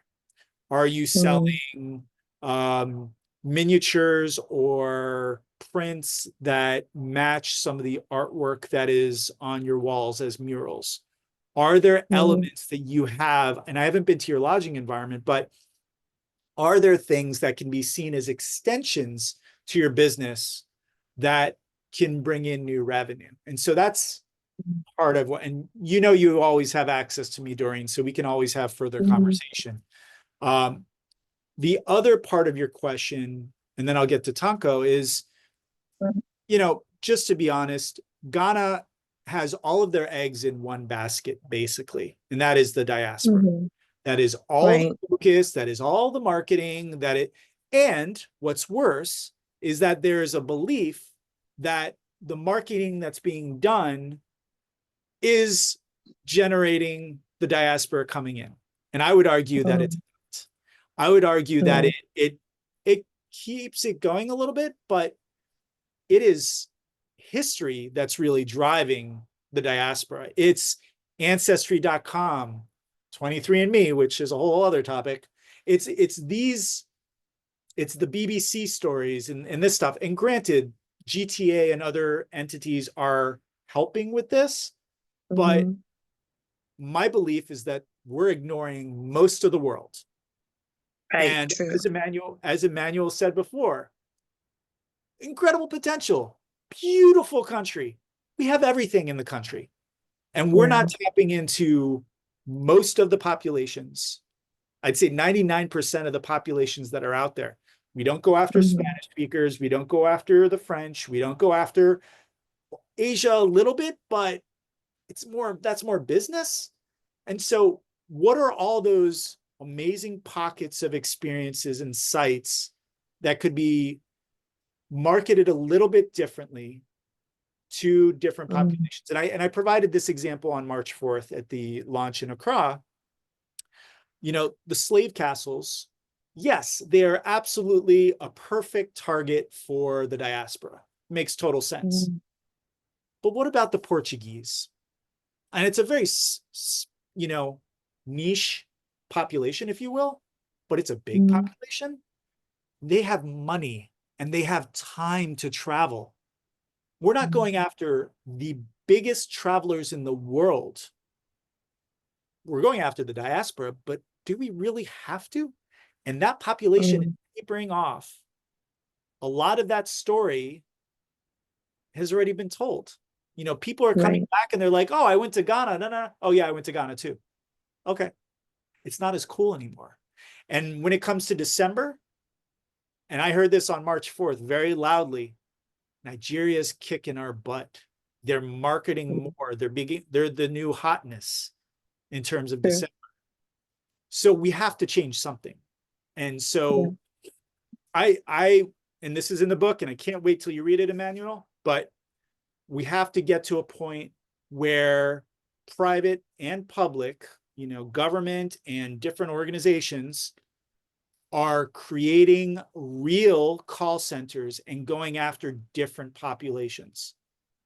And I've laid out the entire process in the book, because if we don't do that, we're just going to get a trickle from the diaspora. We're always going to have the diaspora coming in. That's not where we should be putting our efforts. We should be putting our efforts in populations that could see some value in what Ghana has to offer. It's agritourism, it's voluntourism, it's fabritourism, it's all these amazing things. I do a whole thing on peg drums. There's a whole thing that we could do about smocks. There's a whole thing that we could do about cacao. And some of these things we're doing in little drips and drabs, but it's underwhelming. We keep selling the same product over and over and over again. And it's gotta change. So sorry, you tapped right into something I'm very passionate about. So thanks, Prof. Thank you so much. And Doreen, I will certainly, we can have a longer conversation about how to bring in some new revenue for you. Sure, because I was just kind of worried a little bit, because I just felt like, you know, as a private you know, entity, how do I capitalize on, because with less resources, how do I tap into these markets? How do I make it make sense for people to want to also tap into my business, you know? So we'll have that conversation on the side. So absolutely. Thanks, Prof. Yeah. Tanita. I'm a book professor, so I can. Right now, I'm disagreeing a little bit with you in some aspects. Not that we should not go after others. I think that Africa has certainly been the subject of the world for others outside of diasporans for a long time. I think one of the reasons why it has opened it up to diasporans is because we haven't been coming here. Diasporans haven't been coming to Ghana. They barely go to Nigeria. They barely, especially in the US, they barely go to South Africa. Some sprinkle, but the story that has been constantly told to American Africans for sure is that we are not wanted in Africa. So now that people have seen and realized via social media that that's not the story, you know, they're looking for an experience. I think when we're talking about business, you know, we're talking about three major things, and that's collaboration, networking, and I'm talking about the 180, 365, whatever they call it, that number, that distance networking, because what I noticed, let me stick with my 3 points. Let me stay on I'm trying to get this concise. Collaboration, networking, and pain point, hitting people's pain points. There are a lot of pain points we don't necessarily go after. We function on the beautiful side of the business, making sure things are great and beautiful, which is kind of the easy part, especially when you dream about your business, how it should look, how it should be organized. Those kinds of things are there. But the pain points that people hit, when I come to Ghana, I'm looking for a similar thing that I experienced in South Africa, that I experienced in Senegal, that I experienced in Rwanda, Uganda, is that when I come, my money goes a long way. I feel rich. I don't feel rich in the US. That's a pain point for me. So when I come to Ghana, and a hotel or a restaurant costs me more than I pay in the US, I got a problem, because I just spent $2,000 for a ticket. And I thought that if I did that, I would have an experience like I have in Bali, where I'm paying $10 for a massage. No, someone just quoted me. So, $195 for a massage the other day because it's on the waterfall. I don't want it now. So I'm saying that I think it's about pain points hitting people's travelers, in particular, any traveler. If you want to expand it, that's where I agree with you. Any traveler from anywhere, their pain point. But in particular, I think, that's what diasporans are looking for. They're looking for this place where we see ourselves all the time. They're looking for this place where we are arrested because we did something, not because we're Black. They're looking for this place to connect with their history. And they're looking for this place where they're not broke and poor and struggling. They're looking for a place where they feel rich. And Ghana still does provide that. But it's starting to move away from that, because now I come places in Ghana and it costs me more it's more expensive for me in Ghana than it is at home. That's a problem. Yeah, I appreciate that, Tanita. And I want to say something which I think is reinforcing for what you do versus the Chat GPT tour that everybody else sells. You provide a much different experience for your clients, and that is always going to have value. And so when I talk about the trickle, yes, there's always going to be diasporans coming. But if they come for the first time and they subscribe and or buy the regular tour that everybody else gets, that's where it's stale and that's where it's old. And that's the story that we don't necessarily want to come back. But I also hear you with the rest of what you're saying. If they start out with your experience, then those are people that are going to come back over and over and over again, because you're introducing them to things that are not stale. You're introducing them to something that is more organic, more human, more spiritual. And I think that is of value. I want more of that. I want that all over the country, in every single region. And right now, most of the tours that people are buying they're cookie cutter. And that's really unfortunate. And I'll go to you in a second, Emmanuel. Just give me 1 second here. That pain point thing that you talked about, that is very true. I can go to Ghana and not spend a lot of money, but it is crazy how easy it is to spend a lot of money. It is. And the thing is, there are people that go in, and I've had to fight this within certain organizations that I'm a part of, because like people want to spend the money. I'm like, why? My approach is always, get me there for the least amount of money that makes sense. Put me up in a beautiful hotel like Edith has, and let me invest money into the community and let me do projects that matter. I would much rather do that than waste $250 a night in the Movenpick or the Kempinski, beautiful hotels, and I appreciate them, but I'd rather take that money and put it into an orphanage or street academy or Frankenstyle fashion contests or tour guiding contests or something like that, something that's going to add value and create a better country. So we'll continue to have those conversations, but the name of the game is make as much money as you can off of the people that come to the country, and everybody's doing it, and it's painful. And you and I talked about it earlier today. I mean, there's no reason for things to cost the way that they do, but people will continue to do it. Hey, Frank. Emmanuel, go ahead. Just to add a little to what you said with regards to the comment on the diaspora.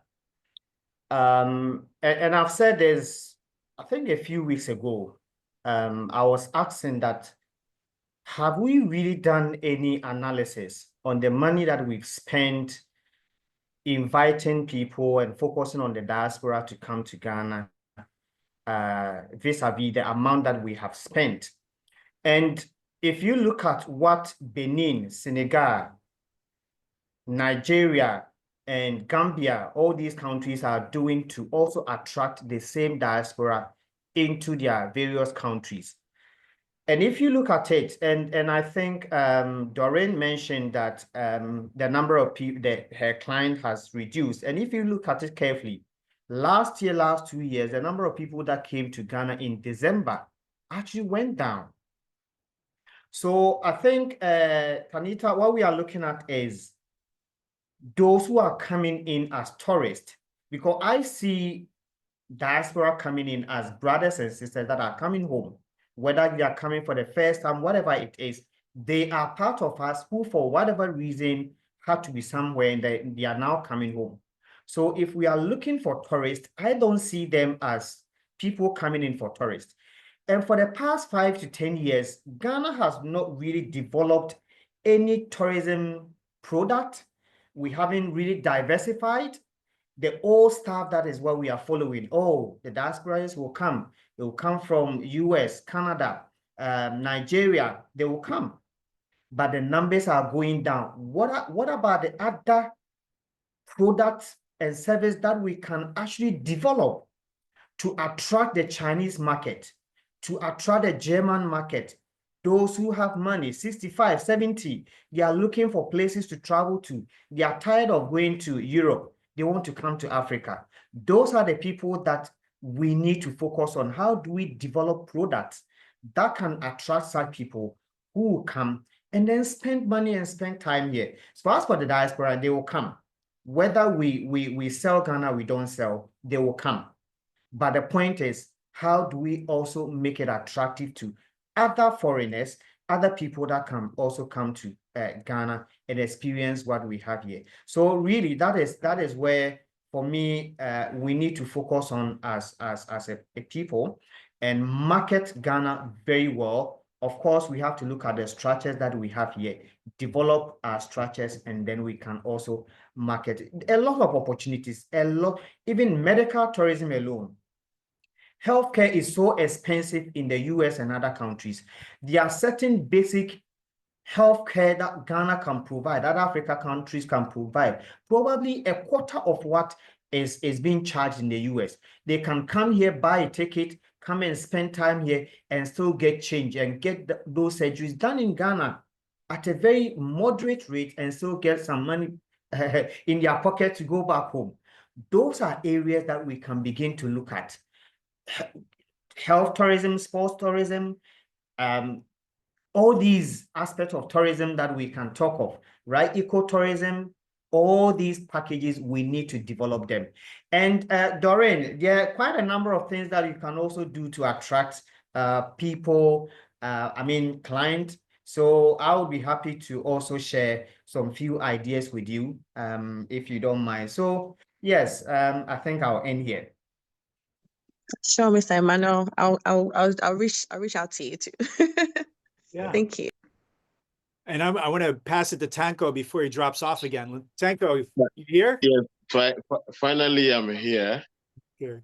My network keep going up and down. All right, so quick one. Two issues actually. First has to do with the sanitation that my brother Emmanuel raised. Secondly, has to do with the issue of tourism diversification as well. I keep on saying that, yes, we are pretending that we are promoting tourism. We are actually not doing anything. We pretend that still we are promoting tourism, but we are not doing anything. Oh my God, I'm off again. Hello. We hear you. We Are hear we you. here? Tom. Yeah. Go ahead.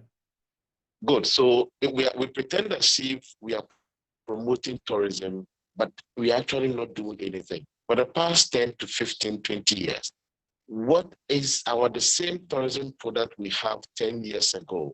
There's not any significant. Yeah. We've lost you, Tanko. But if you're sharing the same kind of thing that you shared on March 4th, I can continue your thought process. The tourism product has not changed much in the last 10, 15, 20 years, as Tanko was talking about. And that is. Yes, I'm back here again. Okay, go ahead. Yes, sorry for the network up and down. But the point I'm trying to drive at is that it is very, very, very important as a country we begin to look at the long-term development plan when it comes to tourism. That can solve the issue of sanitation, because when we actually have a plan, then we can take care of sanitation. But if we don't have a plan, we'll be doing a knee-jerk reaction to thinking that we are doing something in tourism. The product my brother Emmanuel talks about, if we have a plan, then we begin to develop different kind of product that will even match with a lot of people coming to the country. The diaspora people we talk about, look, I think last year, I had opportunity to discuss with some diaspora community. They are in Ghana, actually. And what they keep on saying is that, yes, they want to come back home. They want to come and experience the tourism in Ghana, but they also want to invest. But sometimes they feel that whatever program and project the Ghanaian government is doing is kind of a scam for them. It's the way to also milk them. Because when they come, what they will be told when they are there, when they come, they see nothing. And they find it difficult for them to invest, and they go back again. You understand? Yeah, they will always come, but they will come they will come with the mind that, yes, I'm going to experience tourism. At the same time, I want to invest in the country, but hey, that is not there. So I have always advocated that, look, let's have a long-term development plan when it comes to tourism. That when I pick the project, I know that, okay, I can play my role to also enhance the tourism industry.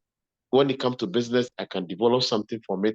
When it comes to even the ecosystem, I can also develop. Until we do that, we are not going to go anywhere. Thank you. Thank you, Tanko. Caleb, you want to add something? Yeah, Prof, thank you so much for the opportunity, and congratulations once again for yet another milestone of excellence in this post-launch. And I've had a number of contributions. I also have the same problem with the network, but I'm sure I will be able to make a few contributions before the network tapers off again. So I want to also contribute in the area of a very strong public-private partnership. I used to wonder because, Prof, I mean, from where you are coming from, for some of us also having the opportunity to travel around, we can appreciate the quality of service excellence, the appreciation of infrastructure, programs and products and enforcement and the rule of law that exists. I'm not saying that all these countries are a perfect world yet or perfect country yet, but appreciably you can see that they have done something amazing using leadership, using the right policies, under the right environment. In fact, I can even speak of just some of African countries. Go to Morocco, go to Rwanda, and the list goes on. The question I want to ask is, what is Ghana doing wrong? What is Ghana doing wrong? And if we want to audit the condition that we find ourselves in the tourism sector, then it will require commitment from the government to sit down with the industry captains. Prof, you've been in Ghana becoming an out. You're almost now a Ghanaian with us. We love you so much. But how many times have you participated in forums and workshops? And it has been talk upon talk upon talk upon talk, but nothing goes on.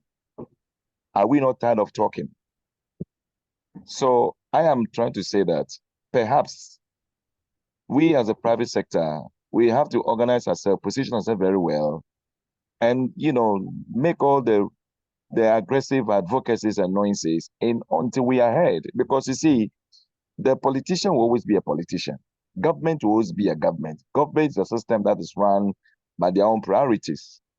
So if we are not going to organize ourselves so that we can keep punching until we are heard, then they're going to take us for a ride. Remember, there's a cliche by the government people that the industry, tourism is government-led and private sector-driven.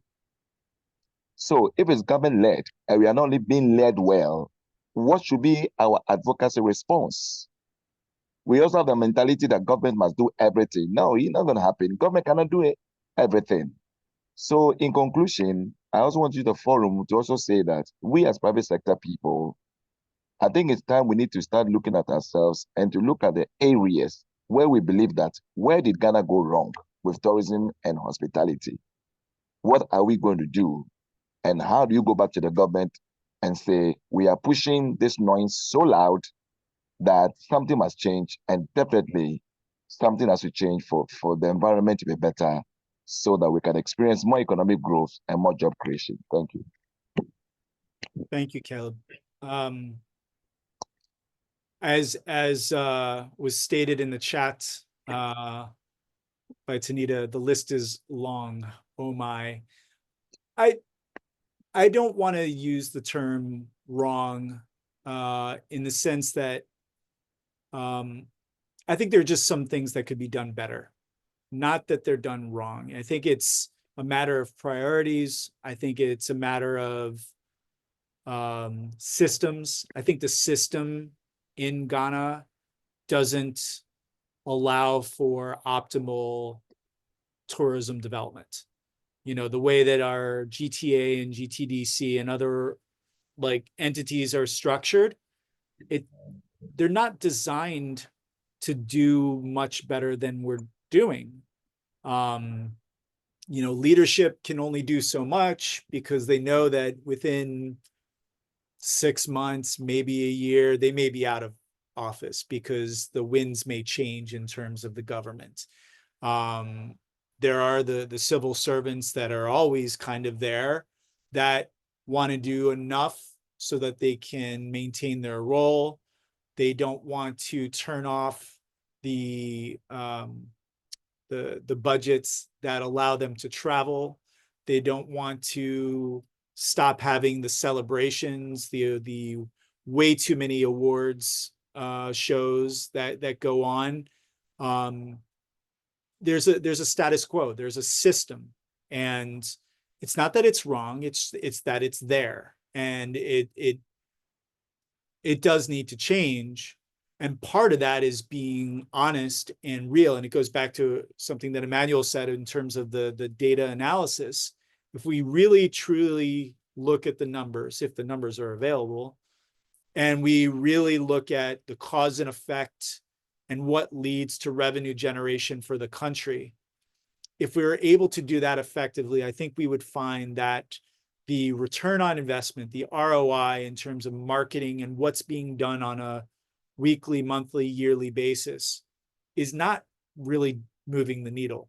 It's keeping things going in a particular direction, but you can only do that so much until things plateau. If what we suspect is accurate, that the numbers are going down for the diasporans, they're still always going to come here because they want to go to Tanita's stuff, for sure.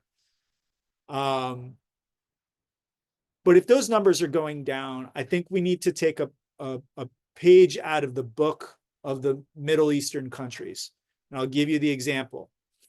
The Middle East is largely, and this is not every country, but a lot of the countries, they generate revenue largely from oil. Okay. But they know, and they knew this a long time ago, that oil is finite. It will run out at some point. So they started investing in a lot of other things. They started investing in soccer clubs, football. They started investing in tourism. They started investing in education, technology, you name it. They're building islands, building the tallest building, building the this, building the that. They have created other revenue streams so that when the oil runs out, they still have something to sell. They still have a place that people want to go. If we think about that from a Ghanaian perspective, how are we looking at tourism in terms of the bigger, longer picture? We have to look past the diasporans, and we have to look past the existing structure. And that's why there's an entire section that just talks about greed in the book, which is to suggest that we need to encourage private individuals and entities to invest in the tourism economy, not in a big old resort way, but, develop a site here, develop a site there, develop an experience here, build new tour concepts, expand what is available to visitors, and start your own call centers. Go after those populations that the government is ignoring. That's part of my answer. Again, it's not what the Ghanaian government is doing wrong or what the tourism sector is doing wrong. It's what we can improve upon. We have amazing things that are going on, really positive, good things. But going back to what Tanko said, what are we actually selling? And a lot of it is selling a lot of the same thing. That is going to run its course. There's always going to be people that are going to want the ChatGPT version of Ghana. Fine. And we will always sell it to them. But if we want people to come back over and over and over again, we need to create different products for different populations, for different age groups, for different genders, for families. The list goes on. So that's my very long-winded response to that piece. I want to be respectful. It's 6:09 in New York, which means it's 10:09 in Ghana. It's later for people, depending on where you are. I will talk for another, let's call it 20 minutes, and then I will shut it off. But if you need to go, you are welcome to disconnect, and I wish you the best, and I appreciate you for coming here. So I'll just leave it there. If there's any other topic that anybody wants to talk about before we close, I'm open to it. I still have to get the book, but I had a question because I just when you mentioned just before you mentioned the Middle East, I was thinking about St. Thomas. Yeah. Because it's like one of the Caribbean islands that it lives off it's sustained off of its tourism. And it even has laws like you don't rob people in St. Thomas because the punishment is hefty, because their thing is if you rob one of our tourists, if you harm one of our tourists, then you're hurting our whole island, our whole economy. And Ghana is not, of course, as small as St. Thomas, but we could certainly take a page out of that St. Thomas book, out of all the Caribbean, because it's one of those that's really beautiful. It's the people. The reason why it made me think about St. Thomas and Ghana is because the people of Ghana, the people of St. Thomas are like really different from the other Caribbean folks. They're kind, they're nice, they're open. Not that the others aren't all the time, but it just depends on what you're talking about. And also the laws that are in alignment with tourism, and it's not that expensive as other Caribbean islands. So just one of the things that it made me think about. I think that's a really good point. We will take a group photo in 10 minutes. So if you want to get yourselves together. Okay, Prof. Yes, Tanko. Yes, I'm back again. in order for deeper conversation about the book, I recommend that maybe possibly every month we can pick a chapter in the book so that by the time we all join online conversation, we all have read, do our bit of in and out of the chapter, then we can have a one-circle discussion on that particular chapter so that the takeaway will be more stronger than generic conversation around the book. And I believe that when we're able to take it from one point by point, like they say chapter by chapter, it will now sink deeper of understanding of the book Tourism is Gold, which for me is something that we should do every month. Let's pick one chapter of it so that before we even come online, like we advertise it, that okay, to this month we are going to do maybe a tourism entrepreneurship. The next month we are going to do anything that has so that only people can follow.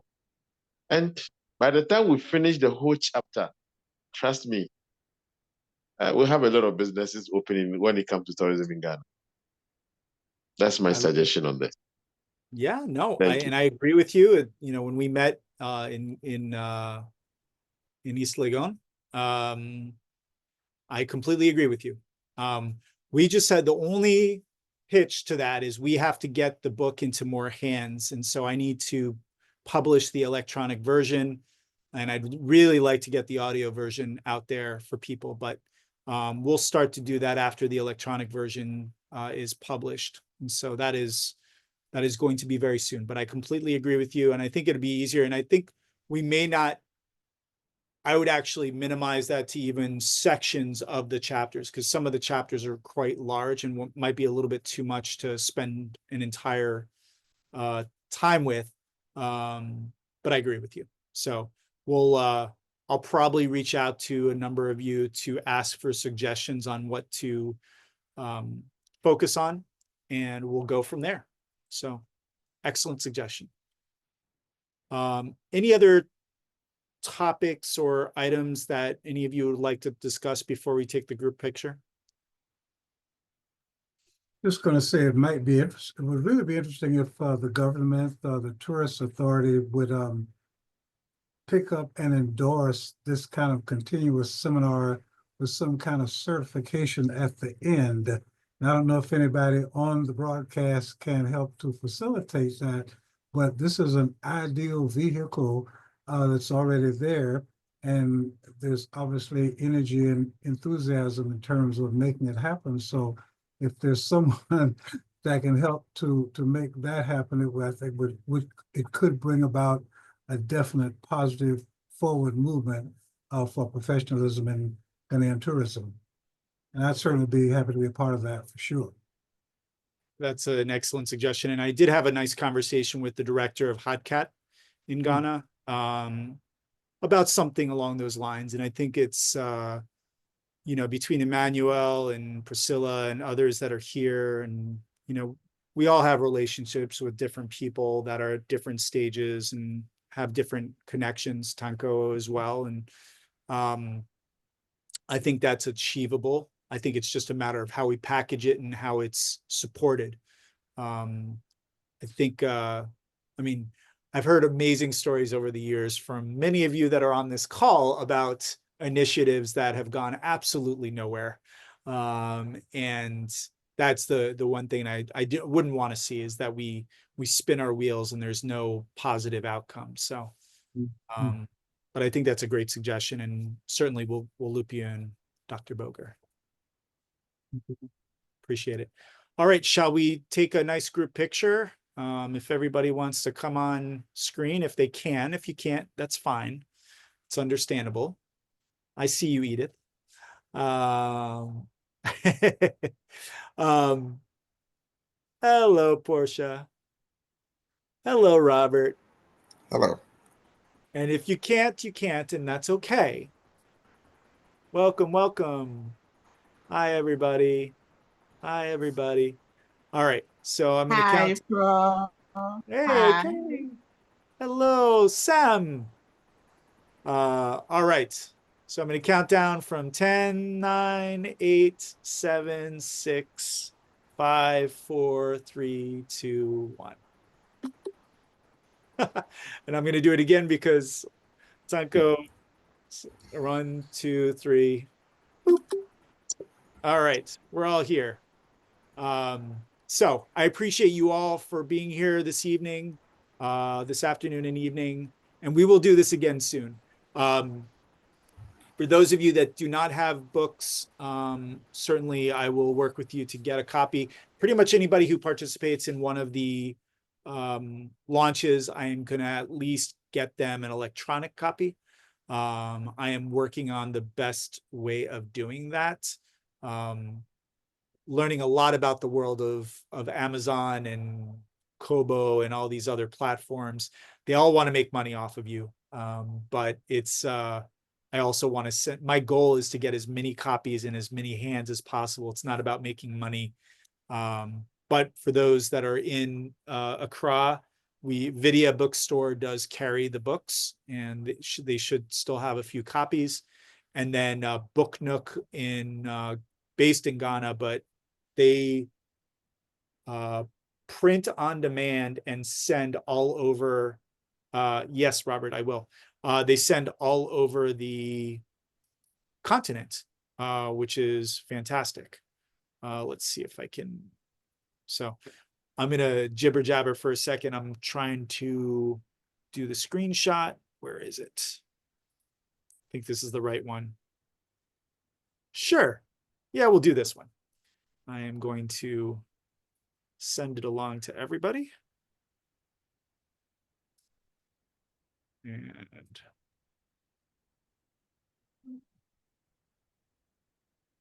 global launch pick. All right. And I'm sending it now to